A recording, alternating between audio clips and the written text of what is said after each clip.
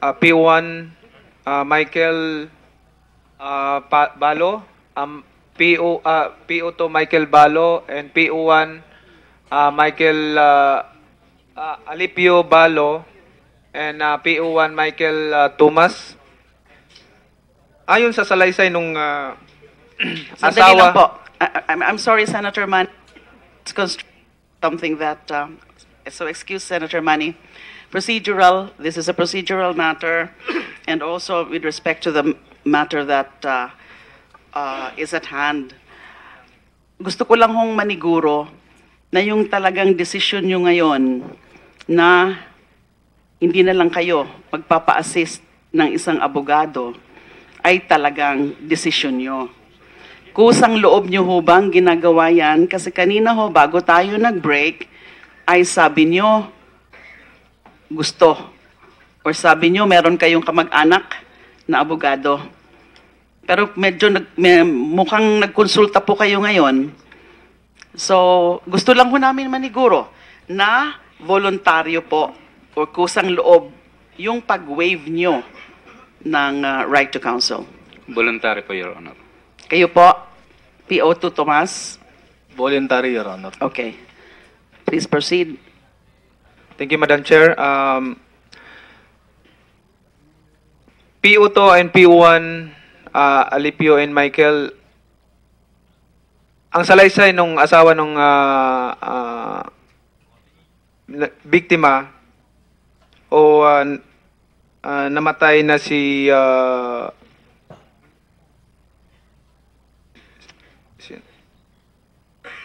sino? Si JP. Ang sabi niya, nung ni-raid nyo raw sila sa bahay nila, wala kayong nakuhang druga o shabu nung time na yon. Totoo po ba ito? Hindi po sa loob ng bahay, sa labas po. Sa labas ng bahay. Saan po sa labas ng bahay nyo nakuha yung druga? Sa posisyon niya o hindi? Sa position niya po. Sila po mag-ama sa position. Sa posisyon Sila niya. mag-ama. Saan nyo po na nakuha? Sa bulsa niya? Sa waist, ano nila? Sa may biwang, sa may hawak. Sa biwang, Your Honor. Okay. Kasi confusing lang yesterday, for the record, Madam Chair, na yesterday sinabi nung asawa ni JP na walang drugang nakuha sa kanila. So, I just want to clarify na para hindi maging unfair. So, yun yung mga tanong ko. At pagkatapos nyo po bang, yan po ba ay nailagay nyo sa affidavit ninyo? Yes, Your Honor. Nakasubmit po na po ba kayo ng counter affidavit doon sa salaysay nung asawa ng biktima? Lahat po, meron na po. Okay. Balik po ako doon sa asawa ni GP. Ma'am, sinabi po nung ng mga pulis na may nakuha silang droga sa asawa ninyo at doon sa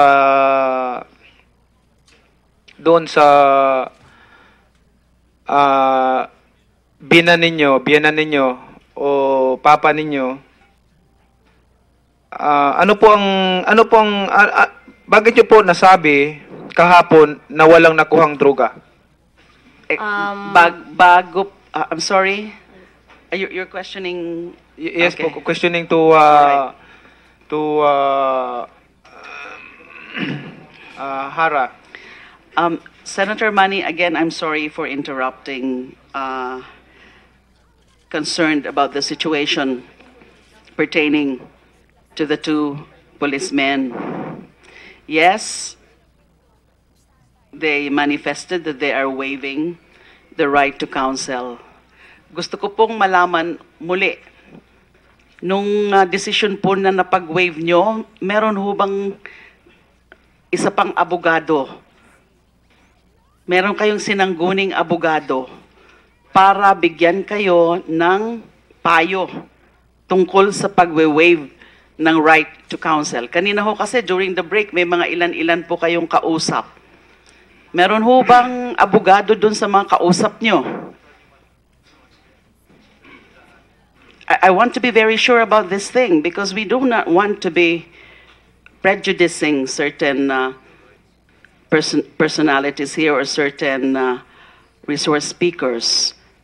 I also want to protect your rights. Because malinaw po yan na may karapatan kayo sa abogado. Pero pwede nyo ngang i-waive. Pero malinaw din po na kapag wini-waive, ang waiver is voluntary and with the assistance also of counsel. So, yung pag-waive nyo po, meron ho ba nag-advise na abogado? Meron ho bang abogado kanina nung kausap siya? Yes, Director General De La Rosa. Your Honor, my men are already confused. Can we have 1 minute break, Your Honor? Okay, 1 minute suspension. Thank you, Your Honor.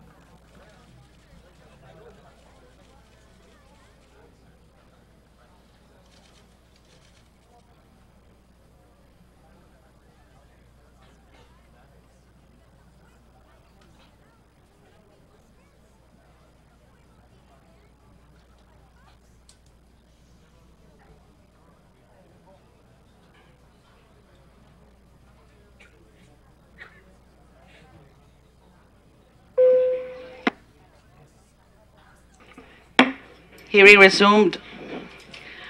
So ano ho pinag-usapan nyo before we decide on this? Meron na ho ba kayong abogado? Your Honor, kumonsulta lang po kami ng Attorney Benedicto. Inano lang namin, tinuro lang niya sa amin kung ano yung mga rights namin po. Sino po si Attorney Benedicto? Are you part of the PNP? Mm-hmm. So, Good morning, Your Honors. can we have your full name? For the record, Attorney Benedicto Malcontento, Your Honor. And you are I am a private practitioner? Yes, Your Honor. Not part of the PNP as an institution? Not part of the PNP as an institution. May we know why you are here? We are providing free legal service, Your Honor, for the Philippine National Police, Your Honor, in a private capacity. You are a private lawyer but providing legal service to the PNP. Because we are sort of a quandary here because remember these two policemen are already charged before the prosecutor's office by the PNP. The PNP is the complainant in that case and therefore is rather questionable if he receives counsel from a lawyer who is not exactly independent from the PNP as an institution. Tama ho? If I may allow to explain, Your Honor. Yes. Consistent with the instruction of this honorable chair, I just explained to them, Your Honor, the right to have a counsel and the right to remain silent, and that ends, Your Honor, because I'm not their Yes. private counsel. My opinion as a lawyer, as an officer of the court, ended there, Your Honor. Pardon? Ended there. So in the tender of the opinion as to the right to have a counsel of their own choice and to the right to remain silent. Thank you. So naintindihan niyo po yon? Yung advice sa inyo? Yes, Your Honor. Senator Manny. Thank you, Madam Chair. Baguhin ko na lang yung tanong doon sa asawa ni JP. Yung asawa niyo po, kayo po ba nagtutulak din ng droga? Hindi po. Hindi niyo po naranasan na magbenta ng droga kahit once o Hindi po. ay hindi niyo? Alam niyo po ba na ang pagbibenta ng droga ay bawal? Alam ko po. Hindi niyo po ba sinabihan siya ay yung asawa ninyo na bawal yan nung nalaman niyo na yan ang trabaho ng asawa niyo? Pinagsabihan ko po, may tendency na po din na maghihiwalay po kami about doon sa pangyayaring po yun na nalaman ko po. Pero yun nga po, sinabi niya po sa akin, pansamantala. Hindi ito magtatagal. Hanggang, yun nga po, hanggang ito na yung way na talagang magbabago na po siya. Na kaya ano na po kumbaga kinumbinsi ko na po siya lalo kasi may paraan na po ako, kumbaga may kumbaga parang parang may ano na po ako sa kanya, panakot na sinabi ko po sa kanya, lalaki ang anak mo, magbago ka na. Sabi ko nang gano'n. Doon na po siya napaisip na yun na nga po, yun na po yung paraan niya na magbago kasi ang gusto po niya, makita niya anak niya, lumaki ang anak niya. I'm sure naman po, before election pa, before May, nanonood kayo ng TV, di ba? Opo. Tama po ba? Opo. Okay. Alam niyo po na kung si Presidente Digong ang maging manalo sa eleksyon, ayaw na ayaw niya yung droga. Opo, sinabi ko na rin po sa kanya yun. Okay. Pinaliwanag ko na po. At nangyari po ito pagkatapos na po ng eleksyon. Tapos na po yung election nun. Nangyari po yun. At may bagong halal na Pangulo. Opo. Tama po ba? Opo. Okay. Hindi po ba kayo natakot na sa matinding campaign ng PNP against illegal drugs, patuloy pa rin po yung asawa ninyo nagbibinta ng droga? Natakot po. Ang ginawa ko po noon, yung time na yun, kahit 5.5 po yung tiyan ko, kasi alam ko, ramdam ko po ito na lang yung way ko para magbago siya Nagpa-check up ako, sinabi nga sa doktor na lalaking anak ko, sabi ko, sabi ko sa kanya, magkakaroon ko ng lalaking anak. Sabi ko, kailangan mo na magbago para makita mo siya paglaki.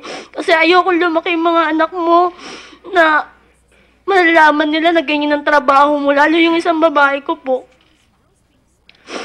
Okay, anyway, may kaso naman yan. Ongoing naman yung kaso. Sabi nga nung dalawang pulis na nandito, sa salaysay nila, tiwala naman tayo sa ating mga hurado para desisyonan yung kaso ninyo. Dahil lang sa salaysay ng mga pulis, may droga silang nahuli, at ang salaysay ninyo ay walang nakuhang droga sa posisyon nila, ayon sa pagkakaalam mo, pero ayon sa pulis, may nakuha silang droga doon sa posisyon ng asawa at father-in-law ninyo. At inamin nyo rin, for the record, Madam Chair, inamin nyo rin na talagang nagtutulak ng droga ang iyong asawa at father-in-law. At yun at hindi lang nagtutulak ng droga at gumagamit pa ng droga. So yan lang muna ang katanungan ko para sa inyo at gusto kong tanungin din yung isa kahapon, yung si ano po, tanungin ko yung si Mary Rose ba yun? Yung sa Madam Chair, yung sa Yes, Mary Rose. Nandito rin siya. Where is Mary Rose? Mary Rose may Excuse me, Senator Mann, I'm just gonna remind her, nasa the same oath pa ho yung pagtestigo nyo ngayon with the assistance of counsel. Please proceed, Senator Mann. Okay, maraming salamat, Madam Chair. Mary Rose, ayon sa salaysay ninyo, na alam ninyo na nagtutulak yung magulang ninyo ng droga. Tama po ba ito? Opo. Pakilapit lang po ng mic sa... Opo. At nung nalaman nyo, ilan po ba kayo magkakapatid? 5 po. 5. Nung nalaman nyo na nagtutulak ng droga ang magulang ninyo, alam po ba ng mga kapatid nyo ito? Opo. Alam ng mga kapatid ninyo? Opo. Ilang taon na po ba yung mga kapatid ninyo? Yung sumunod po sa akin, nasa 20 na po. Tapos yung pangatlo, 18. 18. Opo, tapos yung isa po, yung pang-apat, 13. Tapos yung bunso, 7 taon. So alam na nila yung pinagbabawal na gamot, alam na nila yung droga. Hindi po nila alam yun, pero alam po nila nagbebenta sila papa nun. Okay. Nung nalaman mo na nagbibinta ng droga ang mga magulang mo, hindi mo ba sinabihan na yan ay bawal? Sinabihan ko po na mabawal yan, kaso gusto na po nilang kumalas dun sa kama na hindi madaling kumalas. Kasi pag kumalas daw po sila, papatayin sila. Kasi marami silang alam. Okay, for the record, Madam Chair, tama po ba na sinabi nyo na nangyari ito bago ang Duterte administration? Opo. Tama po ba? Opo. Okay. Nung umupo si Duterte at nanalo siya sa election, hindi nyo po ba sinabihan yung magulang ninyo na itigil na yan dahil matindi ang kampanya laban sa illegal na droga? Titigil na nga po sila nun, last na nga po yun. Hindi na nga po. Hindi na nga po sila makawala sa pagbebenta na yun kasi binabantaan na po sila. Na pag kumalas po sila sa grupo, baka daw po ikanta nila yung mga pulis na yun. Mary Rose, alam ba ng mga pulis na alam ng mga kapatid mo rin na magulang mo ay alam nila na ang mga magulang mo ay nagbibinta ng droga? Ano po? Alam ba ng mga pulis na alam din ng mga kapatid mo yung mga transaksyon nila? Hindi po. Senator Manny, that should be your last question. Yeah, Time is up. malapit na Thank po. you. Mga dalawang tanong na lang po. Okay. Yes. Gusto ko pong linawin na yung tatay mo at yung mami mo wala bang sinabi sa iyo bago sila umalis ng bahay? Meron po. Anong sinabi sa iyo? Na magre-remit na nga po sila. Last na po yung araw na yun kasi magbabalik maneho na po si Papa. Natatakot na sila. Baka mapatay sila. Okay, maraming salamat po guys. Wala na akong time. May dalawang po. May isang katanungan lang po ako para sa mga pulis sa PNP, Madam Chair. Last na lang. To our active na Chief PNP General De La Rosa, doon sa mga tinatawag natin ng mga surrendere nung in-announce yung mga pangalan nila. Libo-libo yun, libo-libo, ang dami, thousands na mga surrendere. Yung iba, kung hindi pa pinangalanan yung mga pangalan, ay hindi mag-surrender. Hindi mag-surrender kung hindi i-announce sa TV, i-broadcast sa TV yung mga pangalan nila. Ang tagal pa nila nag-surrender. So, ang tanong ko lang, may kaso na po ba sila? Nakasuhan po ba sila? Yung iba, Your Honor, yung ating case build up against them are still ongoing. Yung iba naman ay nakasuhan na po. Like yung isang drug lord na nag-surrender from yung number 2 from Cebu, yung si Franz Sabalones, at yung mayor ng Albuera, Leyte, na si Mayor Espinosa, nakasuhan na po. Illegal possession of firearms at saka yung illegal possession of firearms and explosive at saka yung illegal drugs. Pati po si Espinosa. Yes, Your Honor. Hinintay lang po yung warrant maglabas. Then, isa-serve na po namin. Okay, ang sabi kasi nung ang tandingin ko kasi dito pag dumami na po yung sa dami ng mga sumuko, pag walang makasuhan baka mag sumabog at hindi na natin makayan yung mga issue na yan.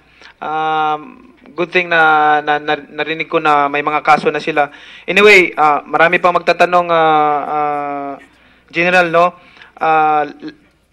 Lahat ng kampanyo about sa drugs, nandito lang kami sa likod, nakasuporta sa mabuting adhikain para sa kapayapaan ng ating bansa, para sa katahimikan, na tayo mamuhay dito sa sarili nating bansa na may matiwasay at yung confident ka na mamuhay dito sa bansa natin, wala kang takot, maglakad-lakad diyan sa kalsada, na may pagkakaisa, walang krimen na nangyari. Gusto po natin 'yan na mangyari. So, suportado po namin kayo sa inyong advocacy na pagsugpo sa droga sa pinagbabawal na gamot. Maraming